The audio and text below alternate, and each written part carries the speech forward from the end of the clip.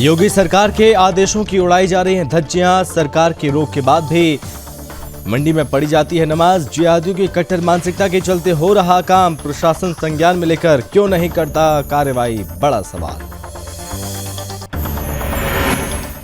चंदौली में oxygen cylinder में हुआ ब्लास्ट, 2 युवकों की मौत, शरीर के उड़ गए चिथड़े। ट्रैक्टर की टक्कर से सिलेंडर ब्लास्ट होने की आशंका। हसनगंज के माइनर में 30 सालों से नहीं आया पानी। निजी नलकूपों से किसान करते हैं सिंचाई, शिकायत पर सफाई भी नहीं कराई जाती। 6 गांव के किसानों की सिंचाई का मुख्य साधन भी है। कानपुर में निर्माणाधीन होटल में गोली लगने से पेंटर की मौत। गार्ड पर कहासुनी के दौरान के बाद हत्या करने का आरोप, पुलिस ने किया मामला दर्ज, कार्रवाई जारी।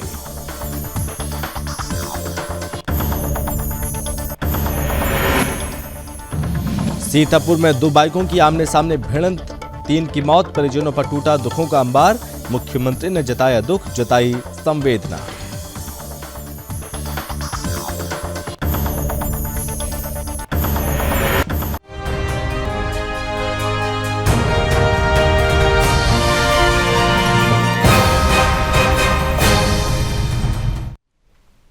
नमस्कार, बहुत स्वागत है आप सभी का आपका राज्य आपकी खबर में। मैं हूं आपके साथ संभव गुप्ता। सबसे पहले बात करेंगे जोधपुर के भगत के कोठी से गुजरात होते हुए पुणे आवागमन करने वाली रेलगाड़ी को पुणे रेल 11090 और साथ ही 1109089 जोधपुर भगत की कोठी को प्रतिदिन चालू करने की मांग के लिए मावल के सांसद को रेल मंत्री के नाम ज्ञापन सौंपा गया और साथ ही मांग भी की गई कि पुणे से जोधपुर रेल सेवा प्रतिदिन हो, जिससे यात्रियों को आवागमन में आसानी हो सके।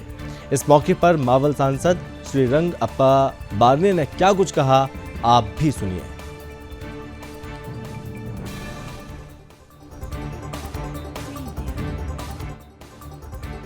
मांग तो वास्ते क्योंकि कई सारे लाखों की संख्या में राजस्थान से यहाँ व्यवसाय करने वाले अनेक व्यापारी हैं और उनको जाने में दिक्कत होती है। हफ्ते में एक बार ट्रेन चलती है, उनका कहना है कि हर रोज चलनी चाहिए और रेल को भी ज्यादा आमदनी मिलेगी और अच्छा खासा उत्पन्न रेल विभाग को मिलेगा। मैं प्रयास करूंगा कि रेल विभाग द्वारा पुणे से जोधपुर जाने वाली ट्रेन चालू करने का प्रयास करूंगा। मान लीजिए ऐसे पहली बार हुआ है कि जो पत्रकार हमेशा सत्य बताते हैं, लेकिन जनता की आवाज पत्रकार को नहीं। ये मामला है पत्रकारों ने उठाया। अच्छी बात है, भारत में रहने वाले हर लोगों को जो दिक्कतें आती है उन्होंने मुद्दा उठाना चाहिए। पत्रकार हो, व्यापारी हो, आम आदमी हो, उन्होंने मुद्दा उठाना चाहिए। सरकार ने उस पर ध्यान देकर कार्रवाई करनी चाहिए। तो अभी जो हमारे जो राजस्थान के सांसद पाली के जालों के सिलों के जोधपुर के उनके अंदर ये मामला आता है। ये जो ट्रेन चालू होने वाली है पुणे से जोधपुर, जितने भी प्रवासी वहाँ तक जाने वाली है, तो उनसे भी आप कैसे संपर्क में बात करेंगे, क्या करेंगे? देखिए, कई सारे राजस्थान से आने वाले एमपी मित्र है, जैसे कि पीपी चौधरी 16वीं लोकसभा में मिनिस्टर थे, वो 17वीं लोकसभा में मेरी बाजू में बैठते। कई सारे ऐसे मित्र है, हर संसद हो या जनप्रतिनिधि। जनपद गाजियाबाद के साहिबाबाद विधानसभा क्षेत्र की सब्जी मंडी में योगी सरकार के आदेशों की धज्जियां उड़ाई जा रही हैं। प्रदेश की योगी सरकार ने प्रशासन को सख्त आदेश दे रखे हैं कि पूरे प्रदेश में कहीं पर भी खुले में अथवा सार्वजनिक स्थान पर नमाज नहीं पढ़ी जाएगी। नमाज केवल मस्जिद में ही होनी चाहिए। फिर भी साहिबाबाद मंडी में जिहादियों की कट्टर मानसिकता सरकार के आदेशों को ठेंगा दिखा रही है। वहीं प्रशासन भी पूरी तरीके से मौन है। स्थानीय लोगों का कहना है कि कई बार विरोध और शिकायत करने के बावजूद भी आज तक कोई कार्रवाई नहीं हुई। पिछली सरकार में तो मंडी का मुख्य द्वार बंद कर जुम्मे की नमाज पढ़ाई जाती थी और वहीं गाजियाबाद प्रशासन इसको संज्ञान में लेकर आखिर कार्रवाई क्यों नहीं करता, ये सवाल है।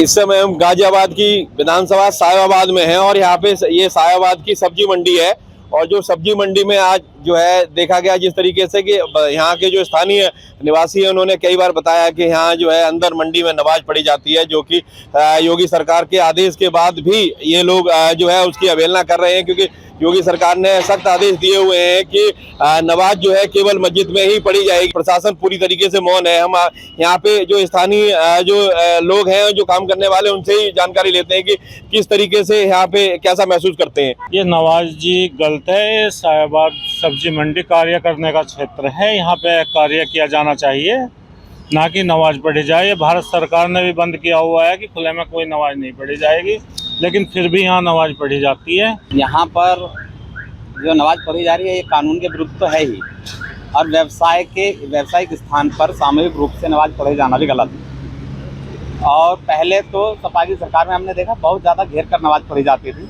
योगी सरकार के आने के बाद कुछ कम हुआ है, लेकिन अभी भी कानून की धज्जियां उड़ाई जा रही हैं। इस पर सरकार को ध्यान देना चाहिए। जी बिल्कुल, जिस तरीके से देखा आपने कि अभी यहाँ जो लोग काम करने वाले लोग हैं, जो यहाँ रहने वाले हैं, उन्होंने भी ये बताया कि जो है पिछली सरकार में और ज्यादा जो है पूरी तरीके से गेट बंद करके यहाँ पे नमाज पढ़ी जाती थी, और आज भी सरकार ने जिस तरीके से पूरी तरीके से प्रतिबंध लगाया हुआ है कि बाहर नमाज नहीं पढ़ी जाएगी, नमाज केवल मस्जिद में ही पढ़ी जानी चाहिए, फिर भी यहाँ पे जो है कुछ लोगों की जो जिहादी मानसिकता है वो सामने देखने में यहाँ आ रही है। संतोष चौहान, सुदर्शन न्यूज, गाजियाबाद। यूपी के चंदौली के मुगलसराय में ऑक्सीजन का सिलेंडर फटने से 2 लोगों की मौत हो गई और इसी दौरान मौके पर हड़कंप मच गया। इस घटना के बाद दोनों परिवारों में मातम पसर गया। सूचना पर पुलिस बल के साथ पहुंचे एसपी अंकुर अग्रवाल ने घटनास्थल का मुआयना किया। वहीं फॉरेंसिक टीम ने घटनास्थल से आवश्यक साक्ष्य एकत्रित किए। दरअसल दोनों व्यक्ति पिकअप से विभिन्न अस्पतालों में ऑक्सीजन सिलेंडर आपूर्ति करने का काम करते थे और ऑक्सीजन सिलेंडर लोड कर नर्सिंग होम में आपूर्ति करने पहुंचे थे।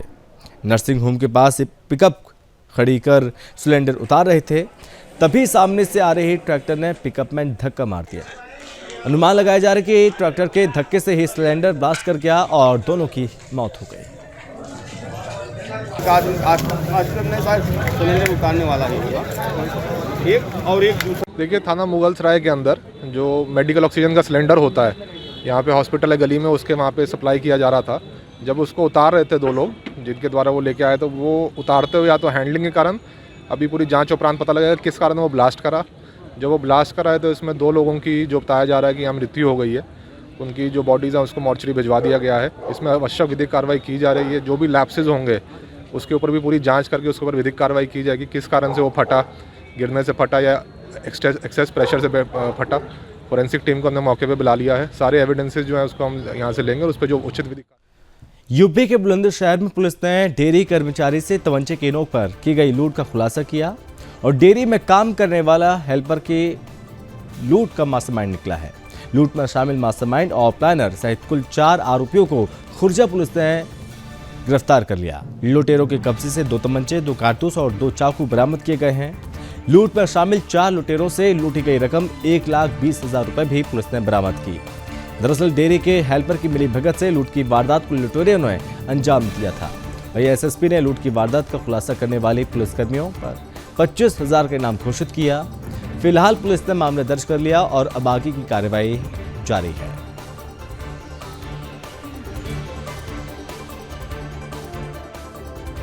ये 27/28 की रात्रि में थाना खुर्जा नगर के एक गांव मिर्जापुर में एक कृष्णा डेयरी करके है जो कि पनीर सप्लाई का काम करती है। उसकी गाड़ी जब दिल्ली गई हुई थी और वहां कुछ सामान बिक्री करके आ रही थी, तो रात्रि करीब 1 बजे उस गाड़ी पर सवार जो भी कृष्णा डेयरी के कर्मी थे, उनको 3 लोगों द्वारा रोककर उनसे तमंचे के बल पर उनके पास जो बिक्री के पैसे थे कुल 1,20,000 रुपए ये उनके द्वारा लूट लिए गए थे। इस सूचना पर तत्काल थाना खुर्जा नगर पुलिस एक्टिवेट हुई और लगभग 4 घंटों के अंदर ही जितने भी इसमें अभियुक्त थे इस घटना को करने वाले, उन सभी को उनके द्वारा गिरफ्तार कर लिया गया।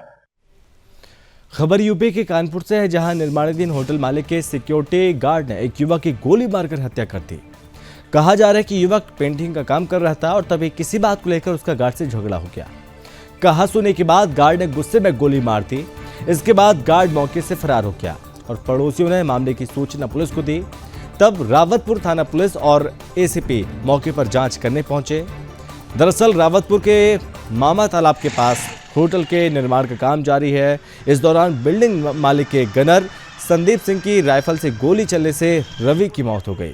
फिलहाल पुलिस मृतक के परिजनों का इंतजार कर रही है और परिजनों के आने से गार्ड के खिलाफ मामला दर्ज किया जाएगा।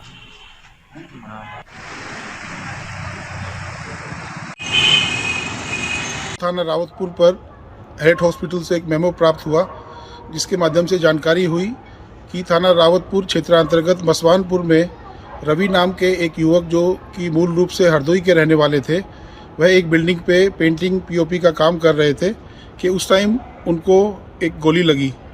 उनके साथ काम करने वाले उनके सहकर्मियों द्वारा उनको हैलेट हॉस्पिटल ले जाया गया, जहां पर डॉक्टर के द्वारा उनको मृत घोषित किया गया। इस सूचना पर तत्काल पुलिस के द्वारा मौके पर पहुंचा गया। अब तक की गई प्रारंभिक छानबीन से पाया गया है कि रवि गुड्डू सिंह नाम के एक व्यक्ति, जिनके एक निर्माणाधीन बिल्डिंग पे काम चल रहा था, उनके यहाँ काम कर रहा था और गुड्डू सिंह के एक ड्राइवर वहाँ पर, जिसका नाम संदीप है, वो वहाँ पर उपस्थित था और एक संभवतः एक लाइसेंसी असला भी गुड्डू सिंह के पास है, जिससे फायरिंग होने की बात प्रत्यक्षदर्शी कुछ लोगों के द्वारा बताई गई है। यूपी के संभल जिले के सिरसानाल गांव में चौधरी चरण सिंह जी जयंती के उपलक्ष्य में एक सभा का आयोजन किया गया, जिसमें राष्ट्रीय लोकदल के निवर्तमान प्रदेश अध्यक्ष नानक चंद शर्मा ने भारत के पूर्व पीएम चौधरी चरण सिंह के चित्र पर श्रद्धांजलि अर्पित करने के बाद क्षेत्र की जनता को चौधरी के बताए रास्ते पर चलने के लिए प्रेरित किया। उन्होंने बताया कि किसानों के मसीहा एवं किसान चेतना के प्रतीक चौधरी चरण सिंह किसान मजदूर के मसीहा थे। उन्होंने कहा कि हम सबको चौधरी चरण सिंह जी की तरह जात पात एवं धर्म से ऊपर उठकर मानवीय आधार पर किसानों एवं मजदूरों के हित में राजनीति करनी चाहिए।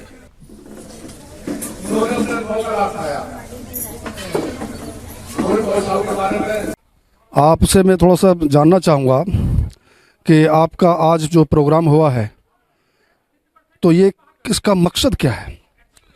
पहले मैं आपके इस चैनल के माध्यम से गुरु गोविंद सिंह के जन्मदिन पर चौधरी चरण सिंह सप्ताह के में नमन और आपके चैनल को बहुत बहुत धन्यवाद देना चाहता हूं कि आप दूर गांव में जाकर के किसानों और मजदूरों की जो लड़ाई है उसको बढ़ाने का हमारा सहयोग कर रहे हैं। तो पहले तो मैं आपके सुदर्शन चैनल को बहुत बहुत धन्यवाद देता हूं, सभी लोगों की तरफ से बधाई के पात्र हैं आप।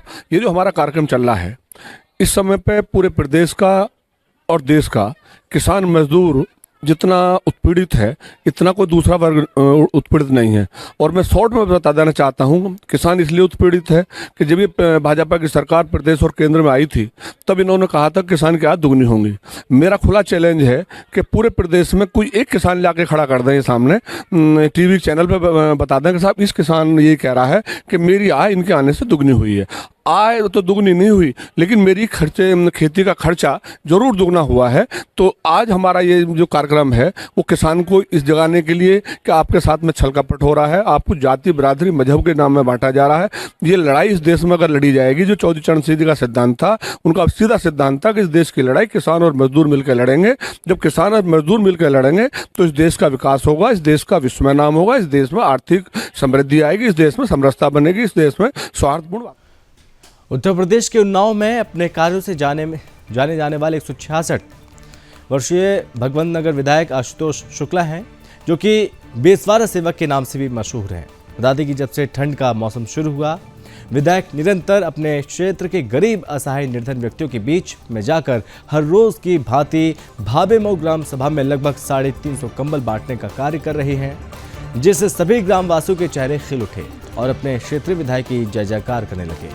हमारे संवाददाता आनंद मिश्रा के पूछने पर विधायक आशुतोष शुक्ला ने कहा कि जनता ने हमें कार्य करने के लिए चुना है और हम साल के 365 दिन अपने क्षेत्रीय जनता के कार्यों के लिए सदैव बिना भेदभाव के सेवा भाव करते रहेंगे।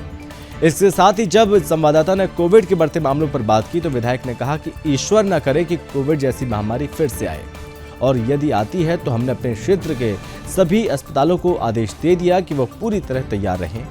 यदि केस ज़्यादा होते हैं तो हम अपने निजी संसाधनों से जनता की सेवा करेंगे और उन्हें डरने की ज़रूरत नहीं है। और साथ ही ये भी कहा, वे बैसवारे का सेवक हैं, आपकी सेवा करना उनका कर्तव्य है। और वही इस कार्यक्रम में मुख्य रूप से प्रशासनिक अधिकारी एसडीएम बेगापुर, तहसीलदार बीडी विश्व हिंदू परिषद जिलाध्यक्ष संजय शुक्ला, रजन्ना मिश्रा, भाजपा युवा मोर्चा जिला उपाध्यक्ष नमन वाजपेयी, पंडित हर्षित त्रिपाठी, ग्राम प्रधान आदि सैकड़ों की संख्या में क्षेत्रीय जनता मौजूद रही।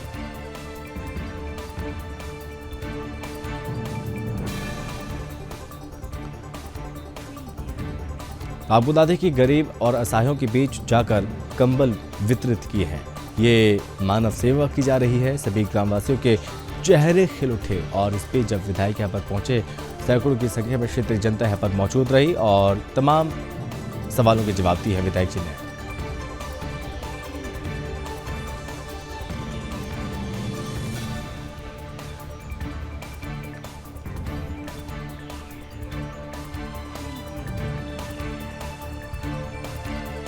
तो उत्तर प्रदेश के उन्नाव में अपने कार्यों से जाने जाने वाले 166 भगवंत नगर विधायक आशुतोष शुक्ला हैं, जो कि बैसवारा सेवा के नाम से भी मशहूर हैं। आपको बता दें कि जब से ठंड का मौसम शुरू हुआ है, विधायक लगातार अपने क्षेत्र के गरीब, असहाय, निर्धन व्यक्तियों के बीच में जाकर हर रोज की भांति भाभे मऊ ग्राम सभा में लगभग 350 कंबल बांटने का कार्य कर रहे हैं, जिससे सभी ग्रामवासियों के चेहरे खिल उठे और अपने क्षेत्रीय विधायक की जय जयकार करने लगे।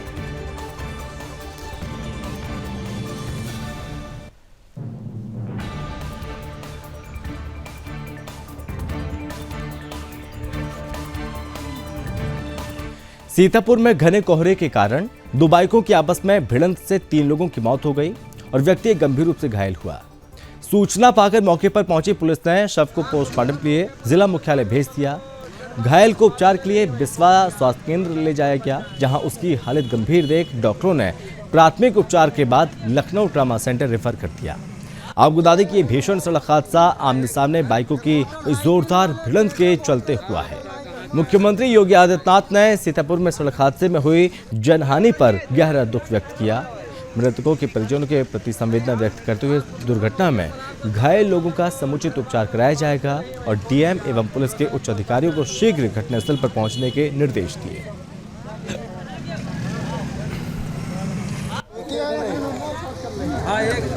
मोटरसाइकिल वाले तेज बहुत चले। यूपी के सोनभद्र में सप्ताह संस्कार के अंतर्गत कबड्डी प्रतियोगिताओं का आयोजन किया गया। बजरंग दल के राष्ट्रीय संयोजक के निर्देश पर पूरे भारत में संस्कार सप्ताह के द्वारा कबड्डी प्रतियोगिता आयोजित की जा रही है। बजरंग दल के प्रांतीय संयोजक सत्य प्रताप सिंह ने बताया कि वार्षिक कार्यक्रम के अंतर्गत संस्कार सप्ताह मनाया जाता है। कार्यक्रम के मुख्य अतिथि ब्लॉक प्रमुख रॉबर्ट्सगंज अजीत रावत ने बताया कि कबड्डी हमारा राष्ट्रीय खेल है, जिसमें खिलाड़ियों की बौद्धिक ज्ञान एवं शारीरिक बल की परीक्षा होती है। वहीं वरिष्ठ समाजसेवी बलदेव सिंह ने कहा कि कबड्डी का आयोजन पूरे देश में हर स्तर पर आयोजित किया जाना चाहिए, ताकि देश के नौजवान नशे से मुक्त होकर कबड्डी पर ध्यान केंद्रित करें और आगे बढ़कर देश सेवा करें।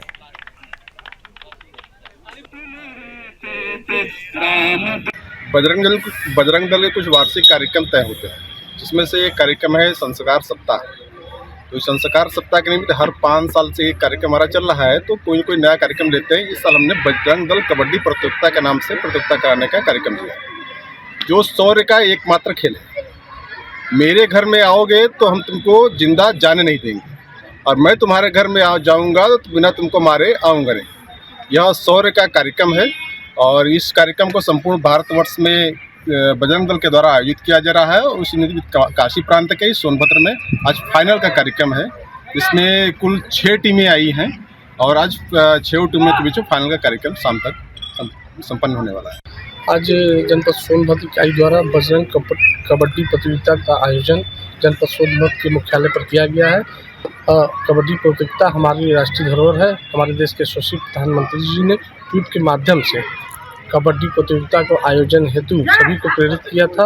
आज बजरंग दल द्वारा आयोजित इस प्रतियोगिता में 16 टीमों में से जो चयनित हो गए प्रतिभागी यहाँ आए हुए हैं, उनका आज यहाँ सोनभद्र में कबड्डी प्रतियोगिता का आयोजन हुआ। मैं इनको बधाई देना चाहता हूँ बजरंग दल को भी कि इन्होंने ऐसा इस कबड्डी प्रतियोगिता का आयोजन किया है, जिनका इन प्रतियोगिताओं के माध्यम से इन बच्चों का बौद्धिक और शारीरिक।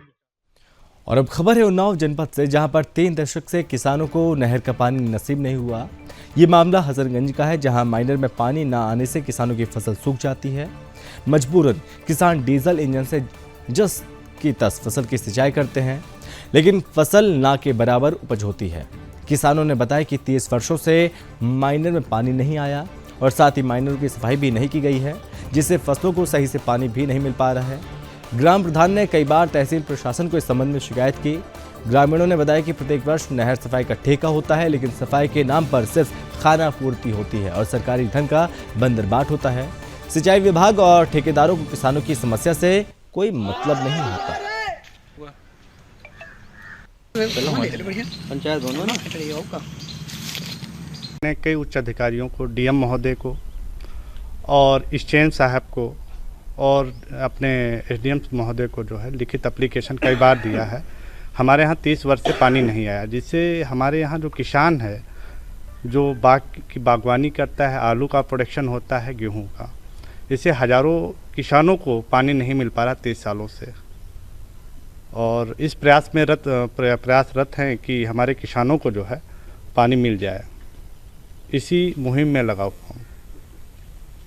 हाँ, बीघे का तो आकलन में नहीं कर सकता क्योंकि एक बड़ा क्षेत्र है, अनुमानित हम कह सकते हैं हज़ारों किसान इससे हैं लाभान्वित होंगे। जैसे हमारी ग्राम पंचायत के जितने भी मजरे हैं, हमारी ग्राम पंचायत और यहाँ तक कि मौला के लोगों को भी, और जो अगल बगल जो नालियों साइडों नालियों में जाता है, और अन्य ग्राम पंचायतों को भी लाभ पहुँचाने का काम मिलेगा। जहाँ एक तरफ उत्तर प्रदेश सरकार लगातार किसानों की आय दोगुनी करने की बात कर रही है, वहीं तहसील प्रशासन व नहर विभाग के ठेकेदारों के द्वारा लगातार किसानों के सपनों को साकार करने में रोक लगाई जा रही है।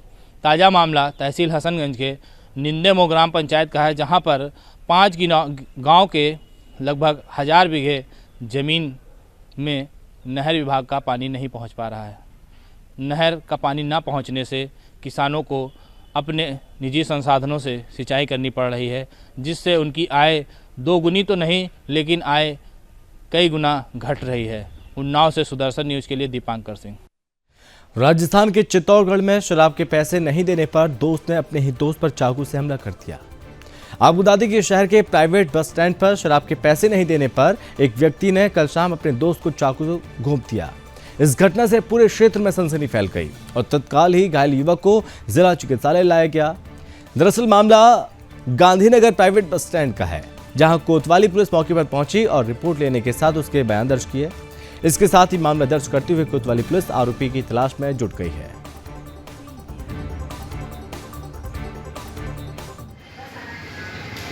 मैं रास्ते से जा रहा था, मैं साइड पे जा रहा था छोरे को लेने के लिए, तो वो रास्ते में मिला, मेरे को पैसे दिया 100 रुपये दारू पीने के लिए। मैं मना कर दिया, मैं नहीं दे रहा हूँ पैसे। तो गाली गलौज करने लगा। मैं गाड़ी से नीचे उतरा, मैं गाली गलौज मत कर, मैं नहीं दे रहा हूँ पैसे तेरे को पीने के लिए। तो उसने डायरेक्ट चाकू निकाल वार करने लगा। 5-6 बार मैंने साइड में निकाल दिया, फिर उसको लात दिए, उसको पीछे गिराया। उसके घर वाले मेरे दोनों हाथ पकड़े, उन्होंने चाकू लगा दिया। क्या नाम है वो आरोपी का? दौलत बंजारा। और उसकी पत्नी? उसकी पत्नी नाम मुझे याद नहीं है, वो भीला कच्ची बस्ती में रहता है गंजनगर में। ठीक है, और कहाँ हुआ था घटना, कहाँ हुई थी? मसला बस्ती में हुआ। मध्य प्रदेश के परासिया में पूर्व केंद्रीय मंत्री और प्रदेश के पूर्व मुख्यमंत्री फायर ब्रांड नेता उमा भारती पहुंची और इस दौरान उन्होंने प्रेस वार्ता की। साथ ही जनसंख्या नियंत्रण कानून को लेकर चर्चा की और साथ ही उमा भारती ने कहा कि मोदी सरकार को जल्द से जल्द कानून लाना चाहिए और सुदर्शन की मुहिम का समर्थन करना चाहिए और कहा कि प्रदेश में नई शराब नीति बनाई जाएगी। आगे उन्होंने ये भी कहा कि लॉकडाउन के बाद गंगा सागर की यात्रा पर थी तो दुकानें खुल गईं। इस दौरान नई शराब नीति में खामियां दूर करने की भी उन्होंने बात कही।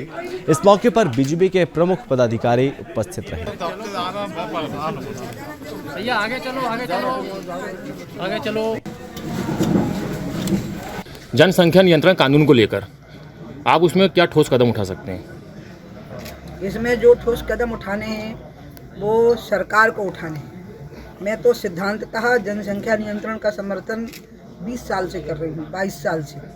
जब हम केंद्र में पहले मंत्री थे तो जो मंत्रिमंडल का समूह बना था जनसंख्या नियंत्रण पर विचार करने के लिए, उसकी मैं भी एक सदस्य थी। तो हम तो तब से ये मानते हैं कि जनसंख्या नियंत्रण हो और जो जनसंख्या है उस सबके लिए रोजगार की व्यवस्था हो और तीसरी चीज़ शिक्षा और चिकित्सा की व्यवस्था में भेद न हो। जैसी प्राइवेट व्यवस्था है वैसी ही सरकारी व्यवस्था हो। उल्टा नहीं बोलूँगी कि जैसी सरकारी व्यवस्था है चिकित्सा की व्यवस्था हो जाए, ना उल्टा। जैसी प्राइवेट अच्छी वाली है जो बहुत पैसे देने पे होती है वैसी ही व्यवस्था। मध्य प्रदेश की धार में सुदर्शन न्यूज़ की खबर का बड़ा असर देखने को मिला। आपको बता दें कि बाबा बंदी छोड़ समाधि स्थल पर शहर के आला अधिकारियों ने निरीक्षण कर घटनाक्रम की जानकारी ली और साथ ही दोनों पक्षों से चर्चा कर दस्तावेज के साथ ही पुलिस ने सुरक्षा बढ़ाई। आपको बता दें कि धार में बाबा बंदी छोड़ समाधि स्थल पर पहली बार मुस्लिम समुदाय द्वारा नमाज पढ़ने व शांति को दंगे की आग में झोंकने का आरोप हिंदू समाज ने लगाया था।